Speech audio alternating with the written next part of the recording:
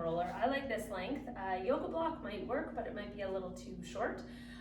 So a foam roller works pretty well. But essentially it just needs to be something that you can kind of pin to the wall and that gives you some space to move beside it.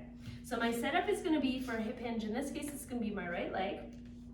And I'm going to set up so that my weight is over this right foot, and I feel like I'm pretty kind of centered over that foot. So take the time to kind of find that place where you're feeling like the foot is right underneath you and you're not kind of leaning into the roller, but you are holding the roller between the wall and the inside of the knee, okay?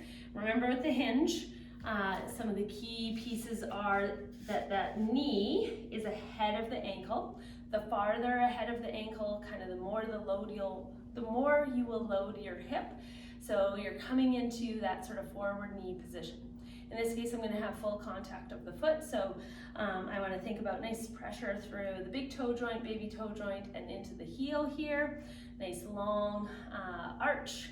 And then I can do this with the back leg, either kickstanded just on the floor lightly, or it can even lift off the ground. You'll probably find this is easier to do a single leg variation because this adds a little bit of stability.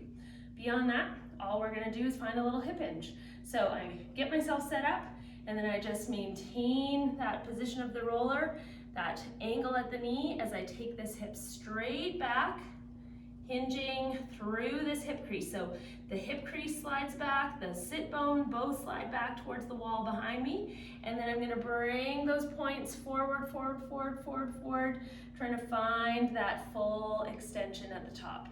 So my hip comes all the way forward, my knee does not come back at all, and then we move back into that hinge.